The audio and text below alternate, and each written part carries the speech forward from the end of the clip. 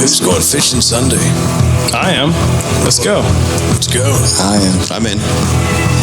What? Wait. Can you put that cat down? Yeah. The cat's in. I was trying to be a Bond villain. I apologize. Yeah. It's warm by this fire, Buck. We're not even in the fire. We need to jump in the current. We got to cool off in the current. I just want everyone to know, I mean, we say it all the time. You have 7 best friends when you tune into us every week. And it's wild because we used to say that, but now it's so real. And it was just a real existential morning, guys. Got all existential. Did you short drift them? Well, that's a yes. That's what the Canadians say. no bueno. No bueno. If there is a traditional Canadian saying, no bueno.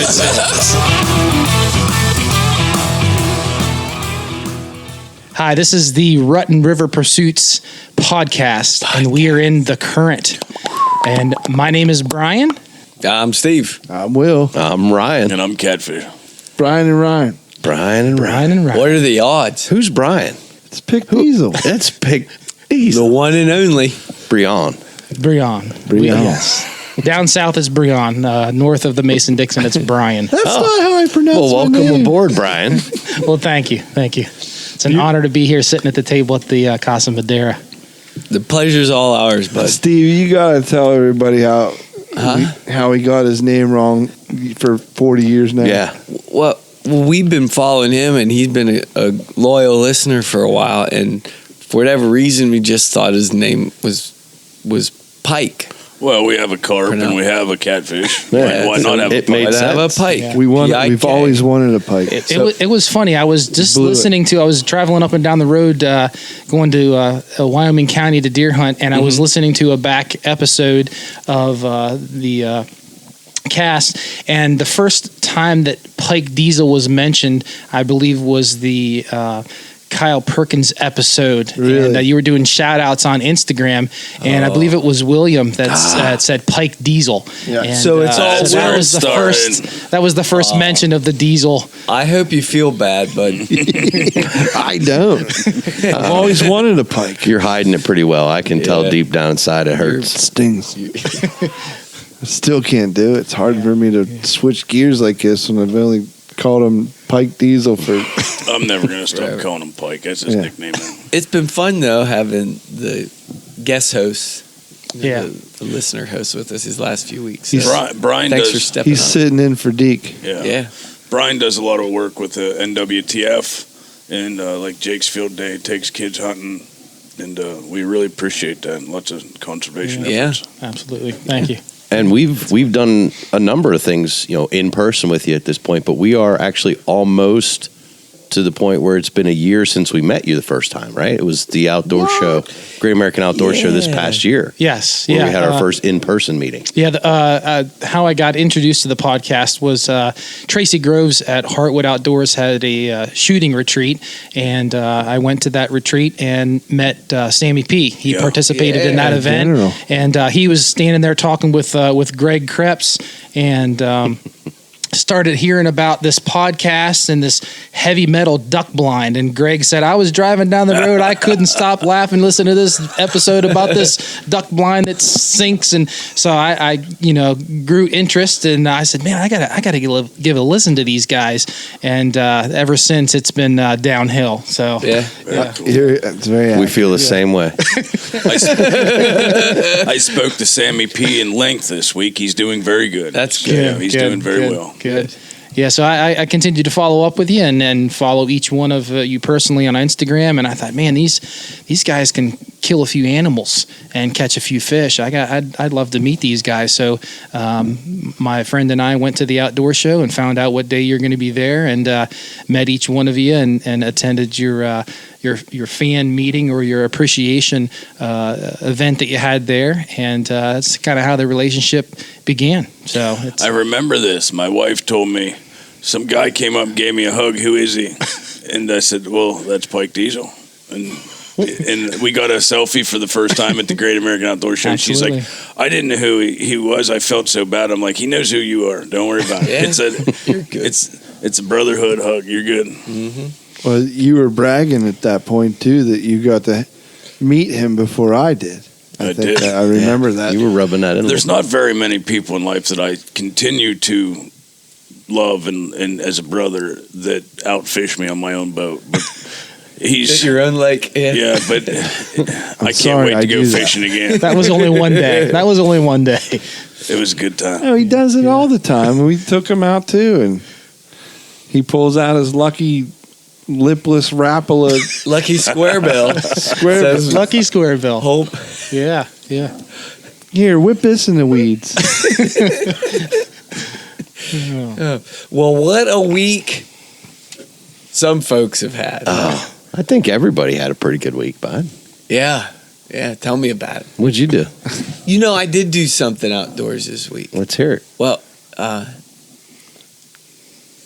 take your time. I'm trying to put all this together here. Friday night, I text Catfish and said, hey, if you want some help putzing around the house, I don't have anything going on Saturday morning. Let's do it. But so I get a call, a few minutes later, and even better than putzing around the house. Then fixing my ceiling for the 10th day in a row. Yeah. Catfish says, I'm going goose hunting in the morning, duck hunting in the morning. Oh, yeah. And there's an extra space in the blind. Do you want to come? And how do you say no to that? You don't. You That's don't. the best way. You don't. Wow. So I already had the morning off because I told my wife I was gonna, hang out with Catfish and we were there. And if he would have told me that you were coming, I probably would have said no. Would you? Yeah. It was a surprise. Yeah. Stevie pulled down the driveway as we were ready to pull out, and it was a good surprise. Yeah, so we met at your house, Lake Mead. It was 5:00 or so The Saturday chick morning. at the guard shack gave it away. Oh, did she? Well, yeah, she said to me when I pulled in, she said, "Oh, you're the other miser," and so I'm assuming she said something similar. Well, to you. I called her beforehand, and I told her my brothers are coming, and she said, "Oh, are their last name's Fries?" I said, "No, they're misers. I got a different mom. They're good." She asked me how many brothers I have. I said, "I have a few. They all got different names." I got a lot of moms. Yeah. She says, "Is your brother coming?" And I don't know. Probably. That's my standard. That's the standard guard shack answer. Like, I don't know. I know I'm here on time. And but the funny part was in all these things, there's some people that probably couldn't be Catfish's best friend in life, and there's a very specific reason why. I'm like, in general, dude, what are you doing? This guy's calling me to do this, and this guy got to do that, and then I have and I'm like, okay, I'm just checking in, man. Whatever, you want to go duck hunting? yeah. Well, I guess, yeah, sure. Let's okay. How do you say no to that? You don't. We covered this. I'll call you later. Like, no specifics. There's zero specifics. It's just, maybe I'll call you. So you call. I figured something that we might do something. If not, I have a lot going on right now. So for some reason, things are lined up against hunting, and I just have a lot going on. Mm-hmm. And it's easy to do again when you have a couple in the freezer. No, I get it. You know what I mean? Mm-hmm. So I finally do get a call. It's the call. It's the one you can't turn down. How do you say no to it? You say, I don't want to have to keep doing this all night. You don't. We get it. So he says, all right, but you got to be at my house at 5:30 or 5 o'clock. I'm like, do you want to go over earlier? Well, I'm not sure if we're going to get the spot. 5 is fine. I'm like, you want to go earlier? No, we'll be fine. So I'm just like, I'm good to go. Let's whatever you want to do. All right, I need you to bring another gun. You have another gun? You have a goose gun? It's at your house, bud. That's right, it was. The other goose gun is in your garage. Oh, well, we should have a third gun. I know it's not, just in case. I don't know. Just do you have shells? I'm surprised I pulled the R2 shoot-off off. I really did. I couldn't. I wanted to go earlier, but I already told Stevie 5. Yeah. No, I was up at 2:45. We could have went earlier. That's 5's good. 5. We got it nailed down to 5. We're not sure if we're gonna get the spot, but 5 is good. So okay, gotcha, bud. We need another gun. Do you have shells? I got shells. Yep, that's my gun. I have shells for it. So long story. The funny part is, I end up bringing another chair for the gun. For that gun. Just in case that gun wanted to sit down. Tired. Lo and behold, a person sat in the chair and held the gun. It's lucky that he did, because we didn't get halfway there, and I pulled over with the 4-ways and got out and went, I forgot one thing. Another chair. And Will's like, I got a chair. I'm good. Perfect. It just, all I'm saying is there's other guys, there's people that would just be a million questions, and I just... Okay. Let's just do it. We're going hunting. I'm cool. Stevie's first waterfowl in the cold, his first waterfowl hunt was not an easy setup, though. So you got a pretty good... I didn't realize, I hear you guys, you talk about it all the time, and we talk to a lot of people about it. And so I have this picture in my mind as to how it goes down, and it was somewhat accurate. But the part that gets me is the whole... it's 5 a.m, so it's dark. It's pitch black, and the pond was frozen. So it's 31.5 degrees out or something like that, and you're in the water breaking up the ice, sloshing it all over the place, and setting out decoys. And it's not an easy. It's not an easy setup. So this is your first waterfowl hunt. Yeah. This is it. This was it. Yeah. Yeah.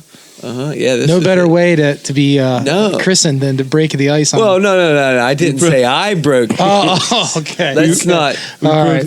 Don't get crazy there. Yeah. But no, watching these guys break the ice kind of, it gives me a better respect. A chill. For it. It gave me a little chill. It was about waist deep, and we had to break a good bit of ice to give them a landing spot. So it was, I'd say, probably 30 yards by 20 yards section of ice we went out and had to break through. And but it turned out good. I mean, the floaters looked good. They were moving around. Mm-hmm. And unfortunately, nothing came in until Stevie left. Yeah. I mean, he couldn't have been 2 miles down the road, and here come the ducks. And I went, really? That's but we did have a decent amount of action. I mean, you could, they saw thousands of geese. It was supposed to rain at 7:00 on Saturday morning, and we're sitting there waiting on the rain, and I needed to be home, at 11 or 12 or something like that. And I live an hour away, so 7:00 rain would have been great. Right. But it didn't start raining until about 9:30. But just like Catfish said, the minute it started raining, the geese started flying, and what we saw, 4 or 5 different waves coming through, a lot of geese moving, and then it stops raining, and Catfish says, "Yep, they're going to be heading back towards the lake." And a minute later, there they come flying the opposite direction back to the lake. So I learned a lot. I mean, I learned a ton about waterfowl hunting that day. Even not even being able to take a shot at any. There's just so much to learn, and I have a newfound respect for the guys that do it day in, day out. Well, we still had fun. You still got to shoot a waterfowl gun. Yeah. We practiced with the waterfowl gun, shooting it, stuff in the water. It was a good day. Yeah, it was a lot of fun. We were actually set up probably 800 yards off the fly path for that day. We saw them fly the same way out, the same way back in. You could hear them, you could see them. Mm-hmm. They just weren't close enough to even work them. So, but that's the next day they could be 800 yards in the other direction or right over top of you. That's waterfowl hunting. The crazy part Catfish said as Was soon my as calling? what's that? Me calling? No, you guys Crazy good. did great. No, I'm not. I'm miserable at it. I don't even know why I try. I have. You're not how as you bad get as better, it bud. did good. Not many people are born using a duck call well or goose call. See, you're already getting better. After they left, a group of mallards came in. Yeah. What did you tell me when we were leaving? As soon as you leave, I'm going to be Well, texting videos of you of the ducks coming in. When they left, the ceiling cloud just dropped, and it got foggy and nasty and gnarly out. And I went, I can't pack up. I'm staying. And they were gone about 15 minutes. The first group of ducks came in, and I shot at the lead duck. Didn't realize at all that it was a group of mallards. It came down, landed on the pond, and I had to shoot it again. Little did I know, it wasn't a mallard. It was a ringtail. It was a ringneck duck, which is very odd for our area. You don't see them a lot, and I've never shot one. So that was a really nice surprise to get a unique duck in my area. Unfortunately, I still had BB shot in, so I shot 3 times, hit one duck. Then I put duck rounds in, and then had a flock of geese trying to work over top of me. I was trying to put the BBs back in, but they didn't come down. It was a nice day. Ended up with some ducks, but it was nice to have you in the blind. It was good camaraderie. Thanks for doing that. And I don't know. For all I know, me moving around and goofing off and being loud was enough to scare me. But I learned a lot, and I appreciate you. We hear a lot. We had Samantha on the other week, and one of the things she said was about one of the ways that we can continue to promote hunting, outdoor sports, shooting sports, is to take someone with you. And you guys have limited amount of time. You have limited, hunting season, and to take someone with you that could potentially blow it says a lot. So I do appreciate. You're always welcome. Do appreciate brother. you doing that. And you can only learn if you go. Yeah, and you know how many hunts I screwed up for my father when I was a kid? Yeah. You can only learn if you go. It was a good time. So, Stevie, that's a win-win situation for him, though, because if you are successful and you have a great time, boom, it's one more hunter. If you do blow it, it's going to be one great podcast. So there's really no lose in it. No, we win. Plus, we don't have to blame us now. No, I can jump on the IG and go, it was Stevie's fault. We didn't kill anything. I'll take it. You can learn a lot by being out hunting anything like that. So you found out real quickly that your boots are too tight, and your feet will get cold if your boots are too. If you can't wiggle your toes, your feet will get cold. My motto's always been put as many layers of socks on as you can and jam them in there, and tighten her down. That's the best way to keep warm. So how many pair of socks did you have on? I just had 2 on, but they were the one pair. They were thick. Yeah, the one thick. pair's about an inch thick. One was like a moccasin. Yeah, it's like an very inside-out raccoon. Yeah. My ice. You had to jump off the deck to get into the boots. Yeah, it was totally my pleasure having you with us. I had a great morning. Me too. He brought the honey buns. How can I not be upset? But that was like the pinnacle of my morning. I forgot my pack that has my jerky in it, and I felt like I was naked. And I went, Stevie, did you bring it? I got honey buns. Yes. The good honey Saved my morning. No, they were the good honey buns. Here We'll it comes. Here comes the argument. Let's not. I don't know that that's a real thing anymore. What? The good honey bun. It's most certainly there's No. Is there a bad honey bun? There isn't not a bad honey bun. Just some are better than others. Okay. I had several of them layered on top of themselves tonight that were pretty That's damn where I'm good. getting at. We're splitting beard hairs. There's honey buns and there's the good ones. The good one is what Pikerowski, Pike Diesel, brought tonight. That's not a honey bun, though. That is the Is honey the bun. honey. It's a king cobra of honey buns. It bothered me so bad The that mamba. I didn't get It's some of that. I got up in the middle of the the cinnamon podcast to mamba. go get some. And I did not think that Catfish was going to be here, and I thought I can't bring this honey bun cake and him Yeah. not be here. When I rolled in and saw your truck here, I'm like, yes, I'm not going to get chastised that you were not here and I brought a honey bun. Quite honestly, if I just saw you carrying it past my truck earlier, I'd have tackled you because I was pretty hungry. You would have hung up on that dude. Is it in the honey bun family or is it in the cake family? Honey bun family. This debate could go on all night. It's the honey badger of honey buns. It just don't care. I just don't care.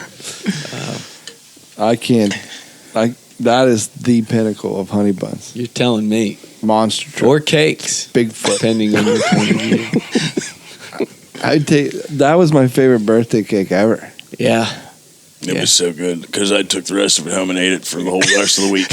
Yeah, and that was the part of me that didn't feel quite awful bad because I knew that you had gone home with the second cake. So. I took a selfie with it every day as it went away, little by little. And then I felt empty inside when it was gone. I miss you. Honey bun cake. Goose season will come back in here shortly. It's deer season right now in Pennsylvania. Yeah. And so we'll get you back out in February. You Oh, might let's have to do wear it. a couple extra pair of socks. I got plenty. And you're breaking the ice next time when it's 4 inches thick.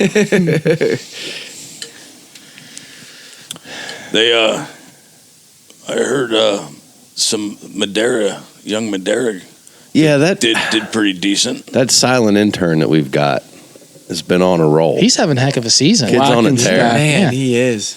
So a couple weeks back, he got that doe, first one with the compound bow. With during the archery amazing season, shot. with a really, really well placed shot.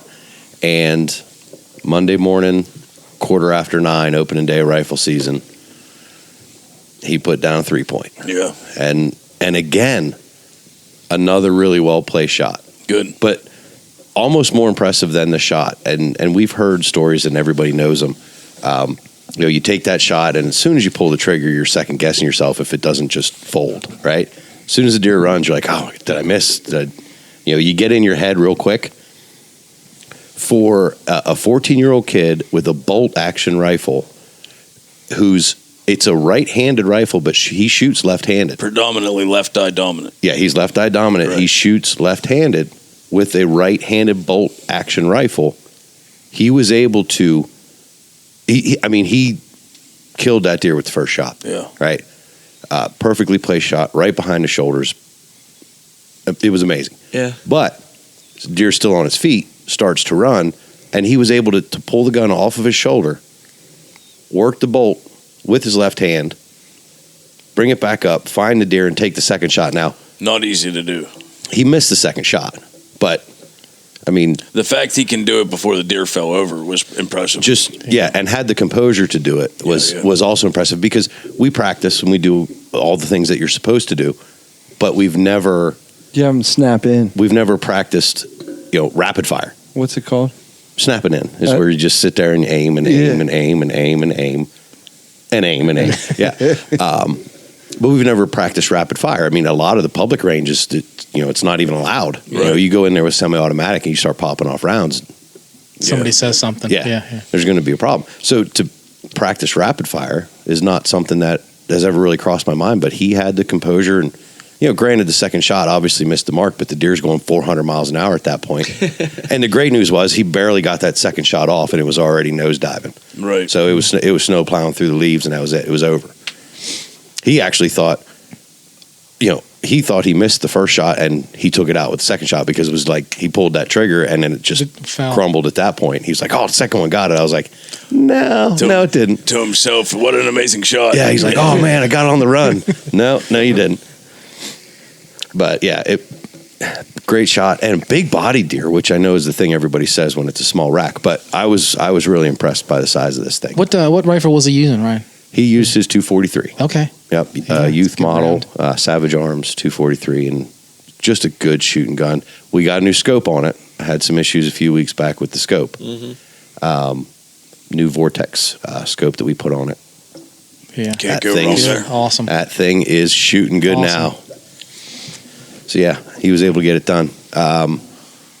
Much like my oldest daughter, when she put down a really nice buck one time, and she was giving me a hard time about, finally getting to visit the taxidermist for something she got. He's giving me a hard time within an hour. Yeah. We got this thing out of the woods, and the rain really started to come down where we were at, and it's pouring down rain. Get it out of the woods, up to the truck, and we were at my wife's cousin's house, and I said something to him about, we'll eat our lunch real quick. It's early, but we'll eat our lunch quick, and then we can get back out. And he goes, I don't need to go back out. I'm going to go inside and play PlayStation, enjoy the rain. I was like, little bugger. And he texted me about 3:00. You see anything yet? I was like, no, I haven't. A couple squirrels. He goes, that's too bad. I'm getting ready to take a nap. I was like, just rubbing it in. So that's something that we never did at deer camp. Even though if you're tagged out, you didn't stay in, you went out and helped second pair of eyes for your brother, your friend, your dad, whatever. It was almost like a roll at deer camp. Yeah. You don't get to stay inside and be warm just because you shot a buck in the morning.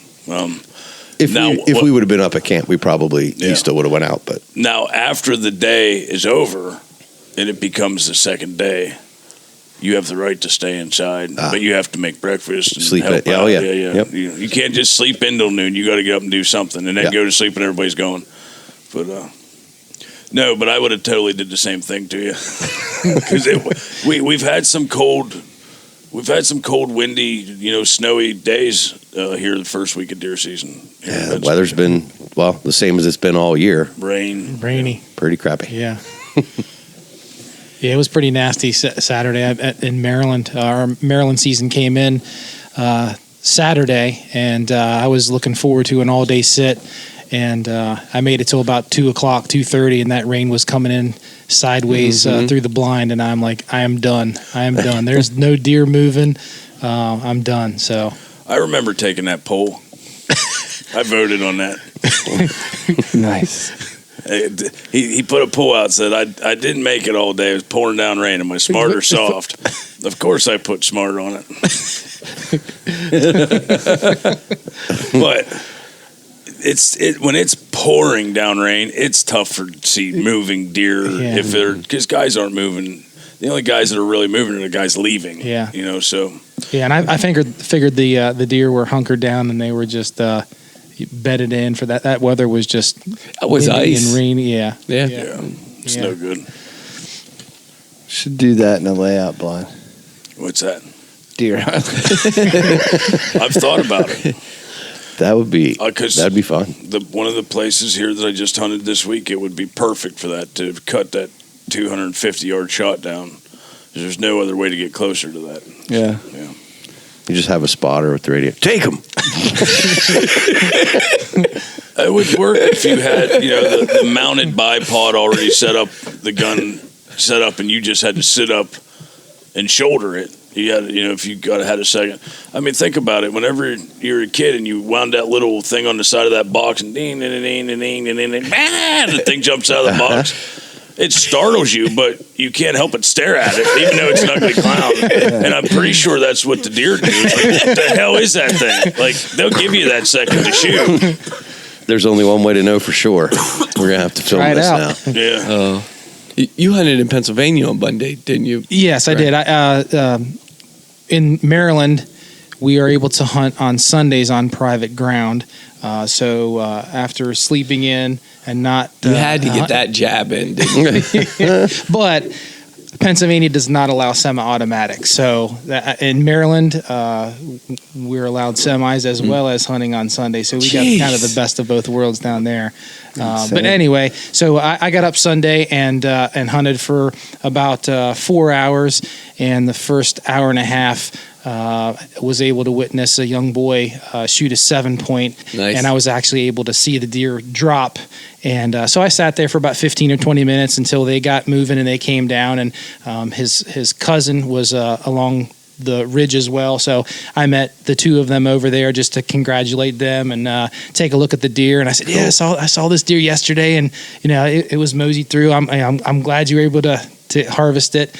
So my father-in-law came by. They with all the rain that we've had, they walked in about a mile. They didn't want to take the truck through the field due to all the mud. They figured they were going to get stuck. So they looked at each other and said, man, we got a long drag with this deer. And I said, text my father-in-law. I said, tell him to come out by Brian's stand. So he showed up with a side-by-side, and we threw this buck in the back of the side-by-side, and the two boys hopped in it, and my father-in-law drove him back. So that took about 8:30, 8:45. I got back into my blind and needed to get out on the road about noon or 1 o'clock up to Pennsylvania, because it takes about 4 hours to get to where my folks are from.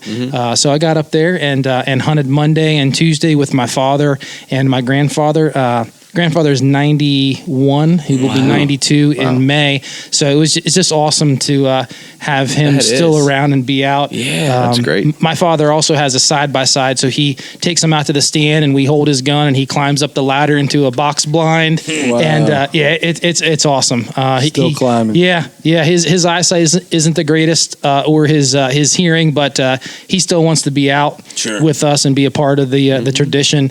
And so I sit in a stand 9 o'clock or so. I usually make my way over about 300 yards and hang out with my grandfather in the blind with him for the rest of the day. So it's just a great time to hang out with him and share some stories. And there's some deer walking by, and he doesn't know they're walking by, but still I tap him on the shoulder and look over at him and give him the 2 fingers. He's like, oh, there's 2 deer there. I said, yeah, there's 2 deer there. I'm like, so it's pretty cool. We didn't see anything anything to shoot. There was a small 5-point that went by and a few doe.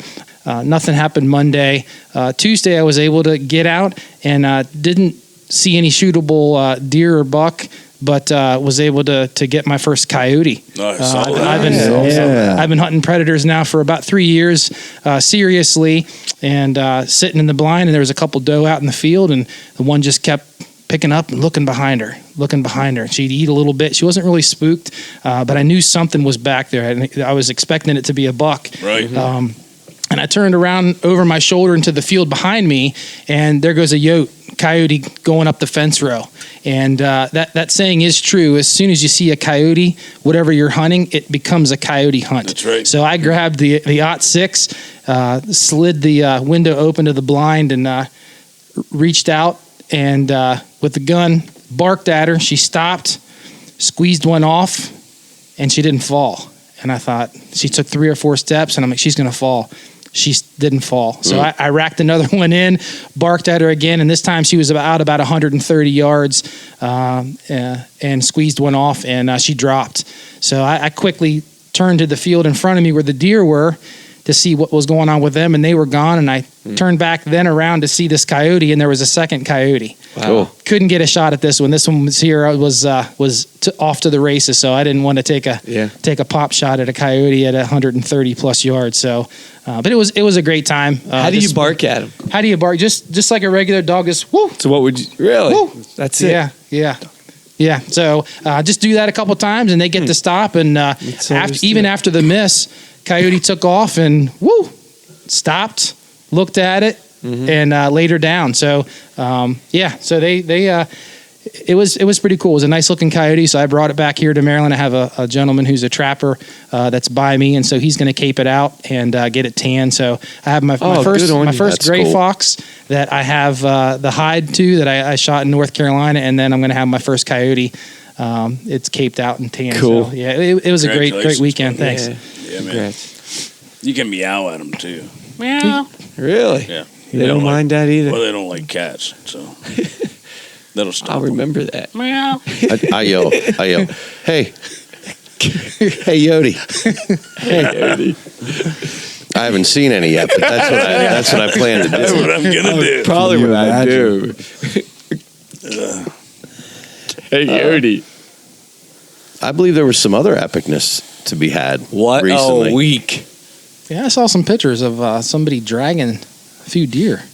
So we touched on some points, just talking about different things of a lot of different things that I went through on the first day of rifle season. And I tried something totally different this year. I wanted to hunt a piece of public land that we hunt pheasants on. And historically, I've said I find places to hunt by hunting pheasants. And I found an hourglass on a piece of public land, the giant tract of land where Sean Kennedy hunts, and they have pretty big bucks over there. A lot of his guys shot decent bucks on the first day.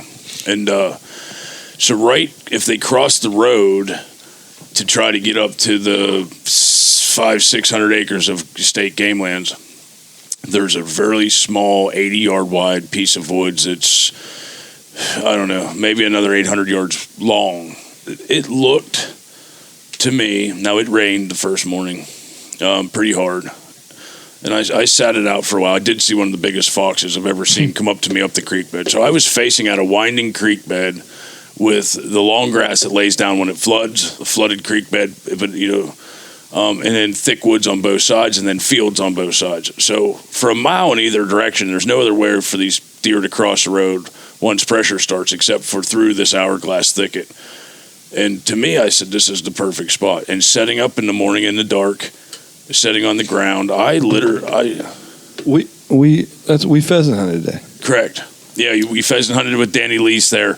Those really? woods down in behind there. Yeah. Correct. Remember when we first went through the first section of woods over the creek? Yeah. That area. Oh, I remember you saying you were gonna, that creek's hard crossing. It is very hard to cross, yeah. And with the solid day of rain we had the day before, the creek was way up, and it was just wet and muddy and miserable.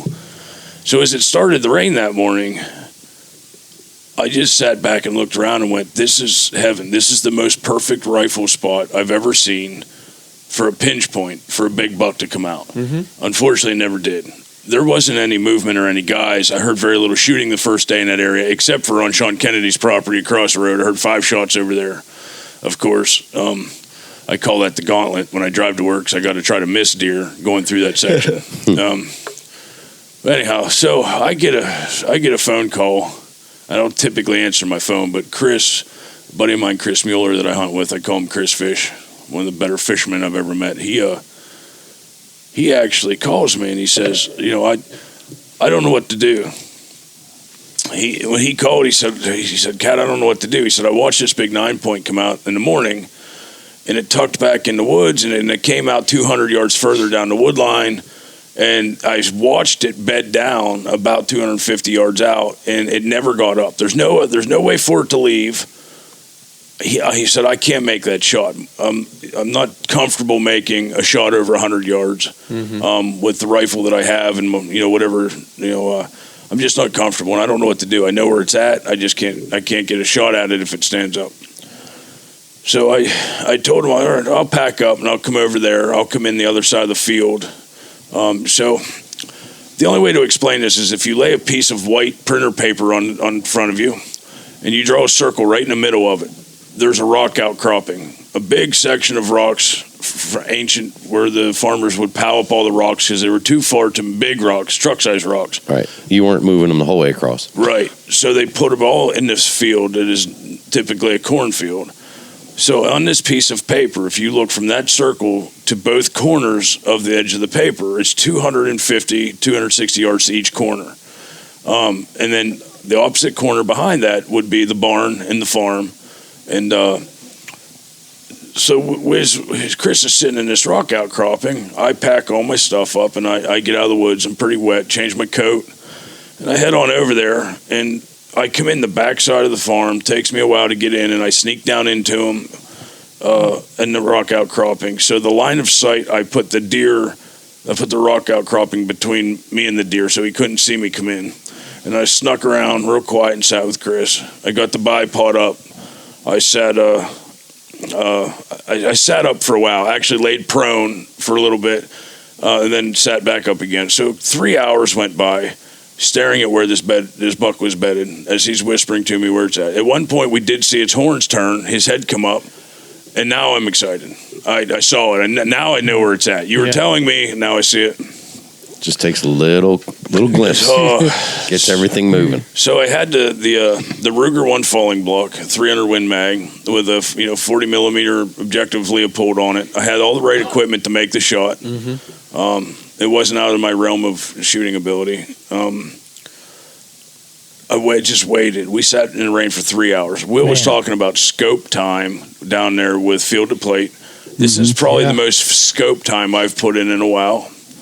And as we're waiting for this buck to come out, we did watch the other side of the field every now and again to make sure something didn't come out of the other Sneak corner. in behind you. Yeah. And there's about 40 minutes of daylight left. And I knew this buck was going to get up. It had to get up at some point. There wasn't a whole lot of activity, not much shooting. There was no reason for it not to get up. And so on this same piece of paper, if you look at the opposite corner back where the barn was, the corner closest to you on the left, if you're looking at the piece of paper, there's a really high point where the farm comes in and you can come in and drop down into this field. So I'm waiting and waiting patiently. And if you would picture not knowing your buddy shot a 9 millimeter a couple inches behind your ear, this fella came in on the high side of the farm 40 minutes before dark, and I'm not picking on him, like a pair of blue jeans, and the only reason I couldn't see him is if you would look at that circle on that piece of paper, it was the opposite side of the circle. He came in really close to us, but on the high side of the farm, and when he came in, the buck must have spotted him and stood up, and as we seen it, I had no clue that guy was there. All I heard was bang, and it was like a 9 millimeter went off behind my head. I was like, "What? Who is that? Yeah. Who is this guy? Like, what's going on?" There's that buck, and bang, here comes this buck. Now, on that same piece of paper, you can picture that corner where he shot at this buck, where we've been watching it. It comes running down along the long edge of the paper, left to right, and you could tell that he had hit it probably not great, but it had been at least tapped. It wasn't the best shot in the world. Unfortunately, on the other side of that piece of paper is a federal land that you're not allowed on at all. Nobody's allowed in it, which is why some of these nicer bucks come out of it. It's not touched. I didn't want it to go in there. And of course, I've been waiting to shoot that buck all day. So we shot and dropped it. And, it crumbled. It was laying there. Watched it for a few seconds, wanted to make sure. I got my chair together, my bipod, my backpack, and then I see this guy. I'd heard him shoot, but then I see him coming down off the ridge. And he's walking down on a better angle than me. The ruts down there from the tractor from them this year are knee deep. Some of them are full of water past your rubber boots. And the mud's like mayonnaise. It's horrible. Like the worst conditions to walk through the field. There's that much water. There was like swampy. Oh, they were like rivers. Yes, there was ruts and rivers. Correct. Exactly. And I think they were pursuing something. We were pursuing this deer that was on the ground, and I looked at Chris. R2. Got it. As we stood up and got our stuff together, I looked at Chris, and Chris was saying, like, "Who is this dude? Where'd he come from? What's going on?" Yeah. Blah blah. And I pick up the binos, and I'm looking down there, and I looked at Chris. I said, "Dude, that's a big buck laying there." Like, because I knew it was him running down. I saw the horns, but I instantly tried to concentrate on the shot. So the first time I realized how big it was whenever I pulled the binos up when it was laying there. And so I get up. As we're walking down, this guy gets there before us, about 60 yards in front of us, because he's walking with the ruts, and we're walking against them. And it's really tough to walk through that stuff. Does he look over and see you? Does he know that you're? He knows I'm coming. Okay. He knows we shot. There was no guesswork on what happened. Right. Yeah. So as a new hunter, is it the first person to shoot the deer? That's the conversation of a lifetime for many hunters.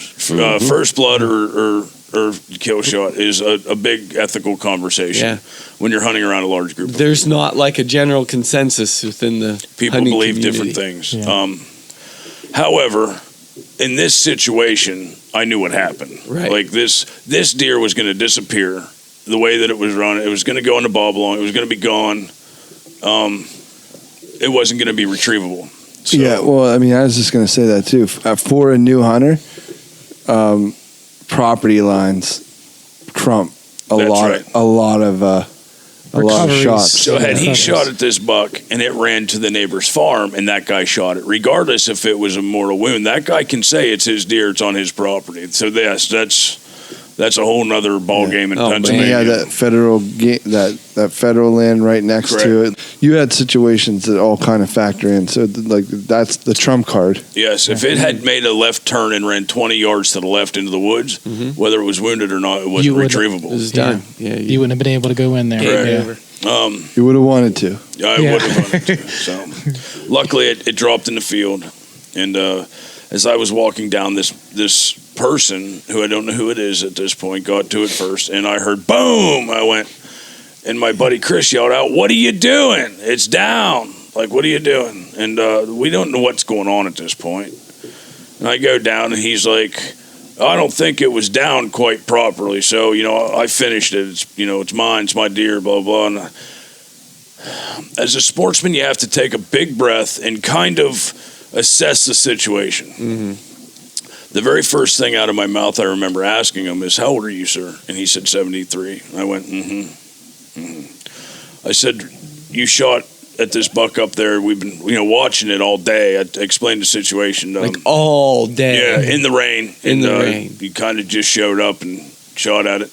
But it ran down here, and there wasn't high tension. It's just some confusion that shouldn't have been any confusion. Sounds to me like only one of the parties was Possibly. confused. So I'm standing in mud, though, that is almost over my boots. And this poor fella's in blue jeans and sneakers, and his feet are wet, and he's 73. And a lot of things and emotions as a sportsman go through my head. It could have very easily just said, "Sir, I don't know how you know how things work, but you can just leave." It could have went a different way. And Right. I've said this a few times in my heart and my mind. If this guy would have been 37 instead of 73, this would have been a different subject. It would have been a different conversation altogether. But before I could really muster up anything to say to him, he said, do you have a knife? I don't have a knife with me. I said, What? Yeah, I have a knife with me. I said, you didn't bring your knife? He said, no, hunting's really not really my top priority. He's like, I didn't really bring anything with me. I only get out like an hour a year, and I didn't really expect to see anything. I've shot a buck in my 20s once. I don't really know how to gut it. And I went, okay. I said, no problem. Let me get down here. Went right to work. I knew if I would stop and think, my heart wouldn't have done the right thing. So Yeah. I just went to work. I got my stuff out. I dropped my backpack. I got my knife out. I started to gut it. Congratulated him. Hold on. Let's just take a second. So you were sitting on this deer all day. Bring everybody up to speed because I'm a little slow. Not only was I sitting on it, but Chris saw it in the morning. Okay. So technically, had I've gotten it, if I had shot it, it would have been a win for Chris as well. So not only did I Right. lose, Chris lost So as a domino effect because he put the work in the morning to sit in the rain to watch it bed. So, it so was there's a kind lot of double hours, win. a Yeah. lot of man hours in this deer, And a farm that we didn't think somebody else was going to walk in on us. Right. So, and you're taking care of this guy's deer for him. yeah. There aren't a whole lot of fellas I know that would do that. Oh, the gutting it was the easy part. I did lose my knife case. We looked for it, and by this time it's dark. Yeah. They don't typically stand out either, do they? No, they don't. We looked. They're always black or Chris, brown. as I gutted it, Yeah. Chris looked very well for me with his flashlight for my knife case. And as I asked hypothetically, let's call him Jerry. Okay. Let's say his name, Jerry. Said, do you have a drag rope or what's? He said, no, I don't could have answer anything. that for you. And I looked back. The reason being that Chris wouldn't have, even if he had the proper equipment, shot this buck in the morning. It was in that white piece of paper. It was in the right corner of that white piece of paper. It's easily 600 to 700 yards from there to the pavement where you can get a truck. You can't get a farm tractor in this field on Saturday because of that rain. It would have sunk, whether than a four-wheeler or side-by-side. There wasn't anything getting in it. So as it went over and bedded down in the left-hand corner of this white piece of paper, that was where some pines and some grass and where the field kind of stopped, even though it was muddy, you could possibly get a four-wheeler to that point if you really knew how to ride. So to us, that was like the shot to take. Drop it over there. We get it with the four-wheeler, blah, blah, blah.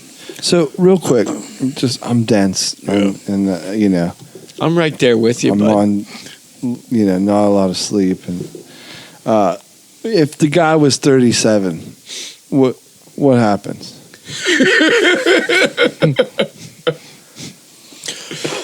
Same scenario. If the guy was 37, yeah. So our age, Jerry and I might have. We either would have had a talk and he would have walked off politely. I'd shook his hand and explained to him how things work. Whenever I would explain to him how things did go down and how they worked, how the scenario played out.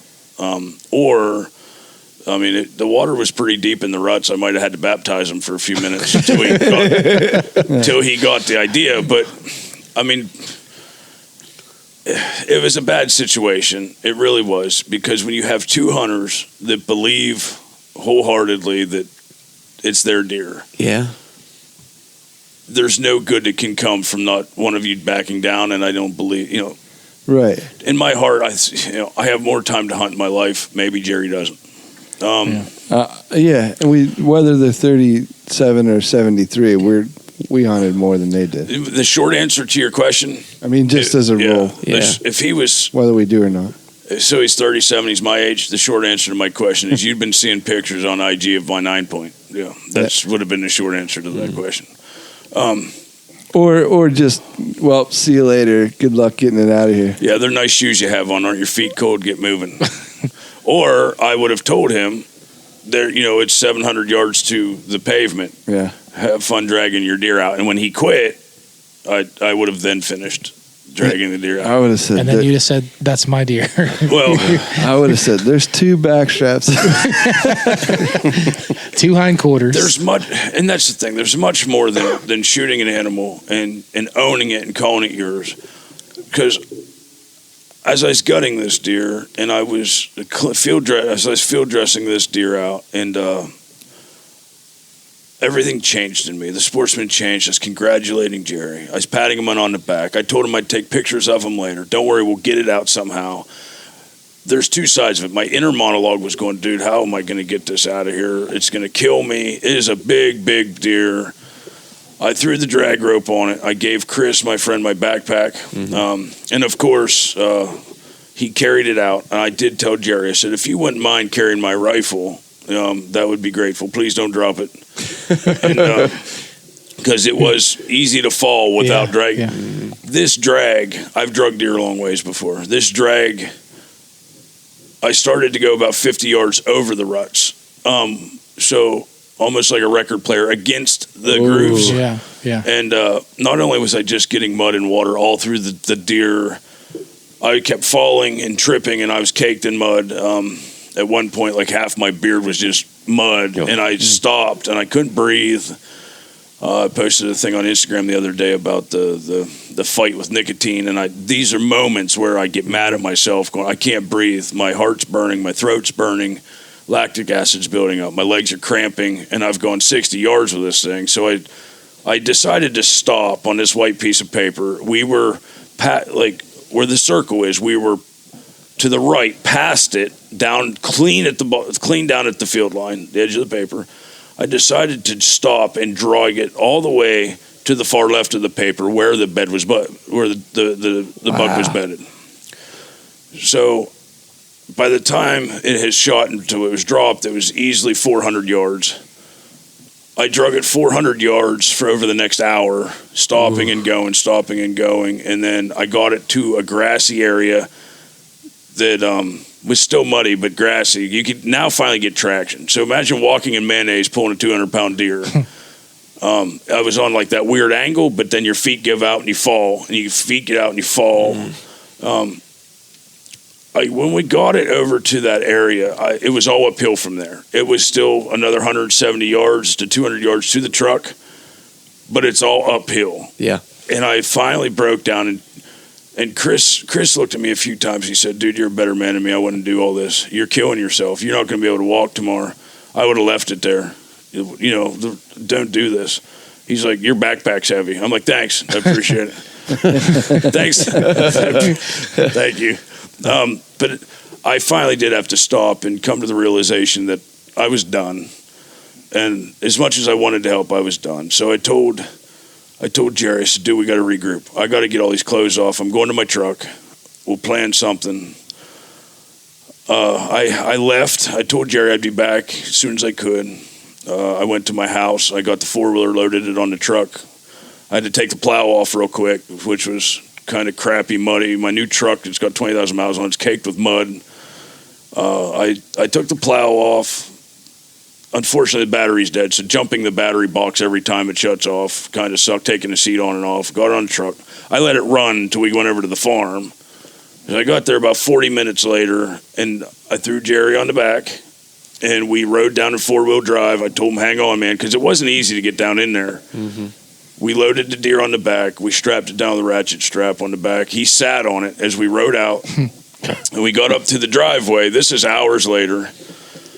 I took Lacey with me back to the farm to kind of keep me in check. Yeah. And so we're in the driveway. We open up the trunk of this 88 Corolla or whatever he was driving that he brought to the farm. Jerry's car. Yeah. And I don't think that he really truly understood like the concept of mud, because at one point he's like, where the deer was field dressed, he's like, I think I can get my car down here. I'm like, it's an 88 Corolla. And I think at one point he thought he could drag it out too, and I just told him, dude, this will kill you. He's like, well, I have some heart conditions. I don't know. I'm like, yeah. Long story short, we got up to the driveway of this farm, and I'm soaked, I'm sweated, and I'm covered in mud, and I'm really beat up, and I'm tired. And I took some pictures of him for his wife while the buck was on my four-wheeler, and then we loaded it into the trunk of his car, which was semi-comical because the trunk wasn't shut. And then now he has this deer in possession. It's in his trunk. Mm-hmm. We couldn't get the trunk to shut. And I was like, just let the deer hang out the back like old days and just show the rack off. And he's like, well, nobody needs to see it. I don't need to show it off. I mean, he's like, my dogs are going to enjoy chewing on those horns. And I went, that's when it hit me that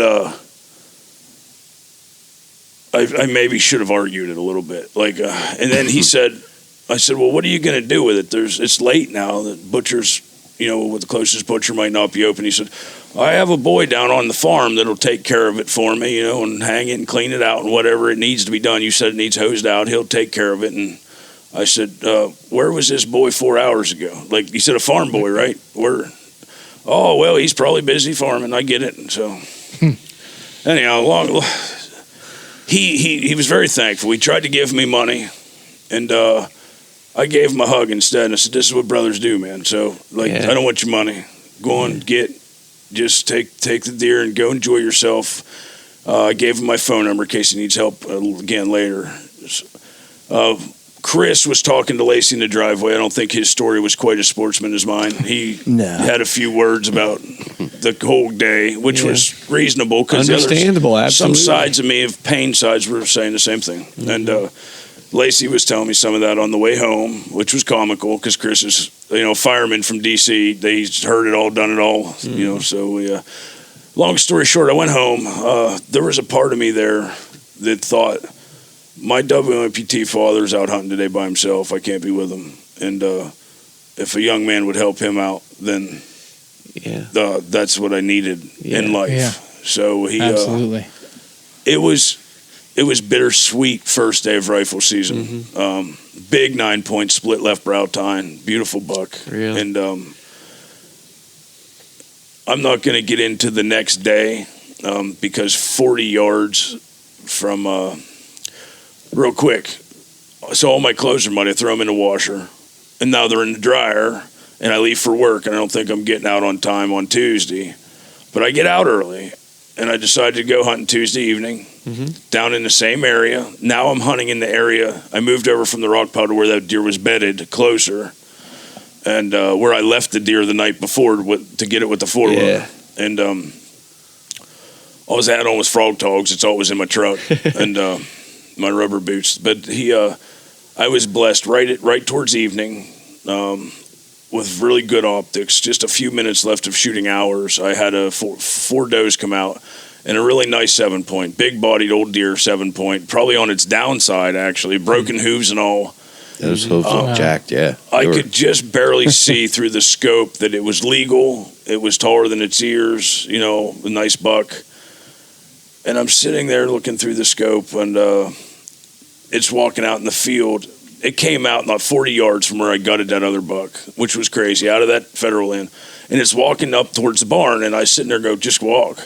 Just keep going. The further you go, the less I have to drag you. But the failing light, I couldn't see the crosshairs on the body, but I could see him plain as day on his neck. And I didn't want to take any chance of it running. Mm-hmm. And I took a neck shot. It dropped.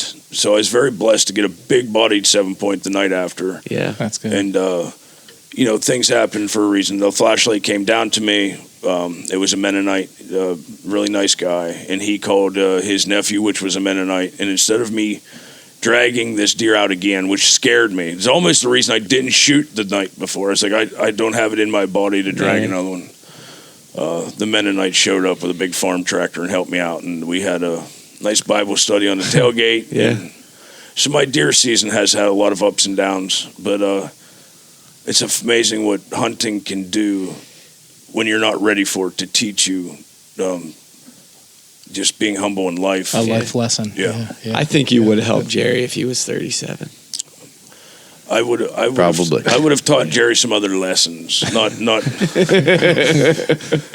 But the way that the story turned out, it doesn't surprise me. I haven't known you long, but what I do know of you and the time I've spent with you, it doesn't surprise me that you helped that gentleman and cram that buck into that Corolla and watch it drive off down the road. I just like to see that. Fold up a massive buck like a taco and then dump him into a Corolla. I don't know how it fit. It was a big deer.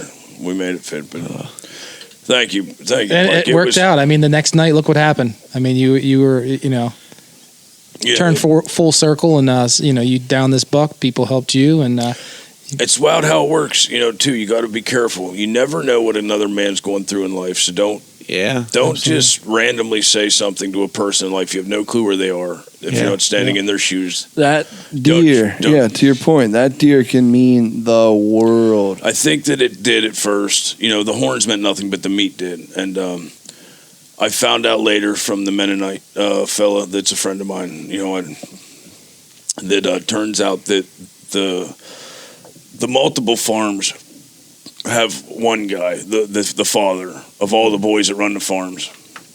And I think a lot of this man, he's a very humble, godly man. Turns out that the guy that I helped out was a lifelong friend of his. And the Mennonite owner of all the farms had heard about it. And it really boded well for hunters on his property to see that kind of thing. And I think that actually helped me get my deer out the next night a little bit. Yeah, absolutely. It was a good night. I got to, unfortunately, people may take this the wrong way. It's not illegal at all, but I, got to get 2 bucks this year just in tag one. So it was a blessed year. So cheers. Yeah, that's nice. Very cool, man. Yeah, it was a good year. And then Brother Will came down last night and stayed way later than he had to help me butcher my deer. I just slowed That's down your the thing process. now, buddy. Yeah, it is. I can't thank him enough because Feel the plate. I mean, I didn't copyright that or anything. No. But it's definitely been the your mantra. Yeah. Brother Will taught me how to do the French cuts last night. Showed me the process of doing the French cuts. And made a lot of meatballs. Yeah, we did. How about that? Lacey helped. I got to give a shout out till 1 a.m. She ran the grinder for me. So that's what I was afraid of. Yeah. Leaving when I did, I knew there was a boatload more work. Nah, it was good. That's what they make. That's what they make Monster for in the morning. Yeah, it was an emotional roller coaster of self pride. Don't give it away. Yeah, I bet. Honor and sure. Upset, happy. But at the end, when it's all said and done, and I thought back, You wouldn't change it. No, it's just a next level sportsman for me. You know, and it makes me happy that you can continue to grow no matter how long you do it. I mean, he, for all intents and purposes, 73-year-old, 9-point, super thick, probably buck of a lifetime for a lot of people. Second buck he ever shot. 73 years old. So Yeah. I mean, and you got to be there, for that. And it wasn't ideal, but you got to be there, and that's part of your. His wife called me later that story. night, thanking me so much for helping her husband, and that phone call was worth it. Yeah. And I mean, I saw some of the pictures of that, and that was a beautiful looking rack, and I'm sure the dogs appreciate it too, since they're chewing on it. The moral of the story is no matter how big of a buck that you ever shoot or big of a doe you ever shoot, there's no deer ever worth arguing over. No. It is not worth it to ruin. It's just don't argue over game. Even if you're absolutely right, there's no sense in taking something so positive and pure in your life and making it negative. And who knows what that could have turned into? You know how negative that could have turned into. And you did the right thing, man. You hear the worst stories. But. Yeah, I could have been a jerk and took it from him, and he told the farmer. Yeah, Mennonite what I there did. There it goes. Yeah. How would you know? You did the right thing. So. Yeah. Good on you, Catfish. That's I awesome. hate dragging deer almost as much as I hate mud and sealing. It's the only part of hunting I'm not fond of. I hate to do this, but we are bumping up on time. I hate it when you do that, man. So when we're not down in crazy, swampy lowlands dragging out monster deer, where can they find us? Well, they can always find us at ruttenriverpursuits.com, and of course on all of the social media properties out there, Facebook, Instagram, and the Twitters. The podcast itself, make sure you check us out on Spotify. That's my favorite. That's why I said it first, bud. Mm-hmm. And of course, available Apple iTunes. Apple Podcasts. All out there. Mm-hmm. Don't forget the YouTubes. And the YouTube channel. Thank you, Brian. Or as I like to say, Brian. Yeah, don't forget to check out my name like that. Don't forget to check out the YouTube page, Rutten River Pursuit Podcast.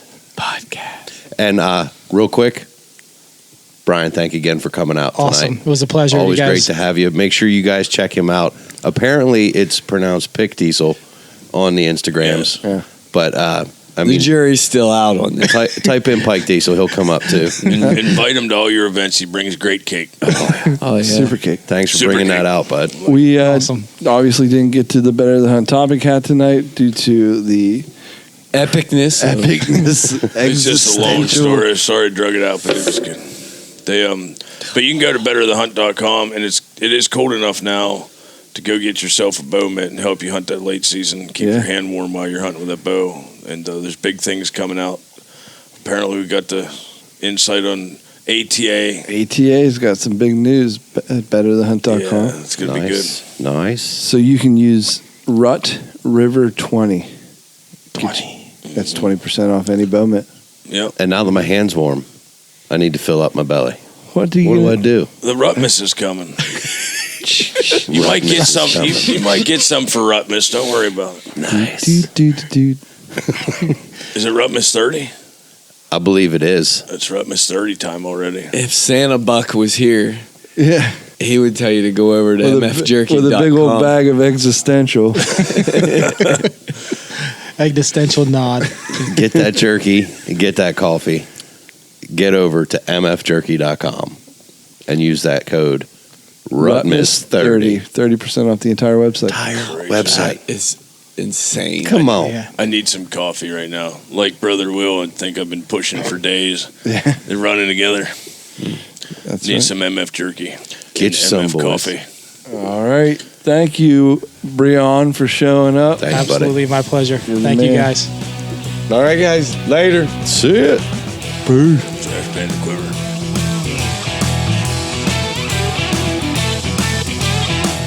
And the mud's like mayonnaise. It's horrible. Like the worst conditions to walk through the field. There's that much water. There was like swampy. Oh, they were like rivers. Yes. There was ruts and rivers. Correct. Exactly. And like I think they were pursuing something. we were pursuing this deer that was on the ground. And I looked at Chris. R2. Got it. You want to try it or you want Ryan to do it? No, he's got this. All right, you got it. I'm Diesel. Pick Diesel. Be careful, that'll stick around this bunch. R2 pick Diesel. Hello, everybody. This is Brian, and you are listening to the. Yeah. He does it every time. You're good. Hi, this is the Rut and River Pursuits podcast, and we are in the current. And my name is Brian,